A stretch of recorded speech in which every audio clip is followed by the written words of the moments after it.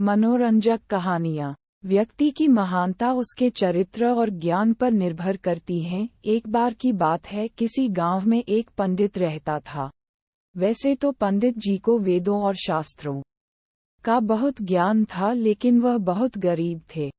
ना ही रहने के लिए अच्छा घर था और ना ही अच्छे भोजन के लिए पैसे। एक छोटी सी झोपड़ी थी, उसी में रहते थे और भिक्षा मांगकर जो मिल जाता उसी से अपना जीवन यापन करते थे। एक बार वह पास के किसी गांव में भिक्षा मांगने गए। उस समय उनके कपड़े बहुत गंदे थे और काफी जगह से फट भी गए थे। जब उन्होंने एक घर का दरवाजा खटखटाया तो सामने से एक व्यक्ति बाहर आया। उसने जब पंडित को फटे चिथड़े कपड़ों में देखा तो उसका मन घृणा से भर गया और उसने पंडित को धक्के मारकर घर से निकाल दिया। बोला, पता नहीं कहाँ से गंदा पागल चला आया है। पंडित दुखी मन से वापस चला आया। जब अपने घर वापस लौट रहा था तो किसी अमीर आदमी की नज़र पंडित के फटे कपड़ों पर पड़ी तो उसने दया दिखाई और पंडित को पहनने के लिए नए कपड़े दे दिए। अगले दिन पंडित फिर से उसी गांव में उसी व्यक्ति के पास भिक्षा मांगने गया। व्यक्ति ने नए कपड़ों में पंडित को देखा और हाथ जोड़कर पंडित को अंदर बुलाया और बड़े आदर के साथ थाली में बहुत सारे व्यंजन खाने को दिए।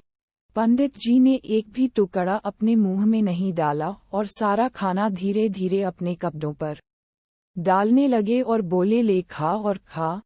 व्यक्ति ये सब बड़े आश्चर्य से देख रहा था। आखिर उसने पूछ ही लिया कि पंडित जी, आप ये क्या कर रहे हैं? सारा खाना अपने कपड़ों पर क्यों डाल रहे हैं?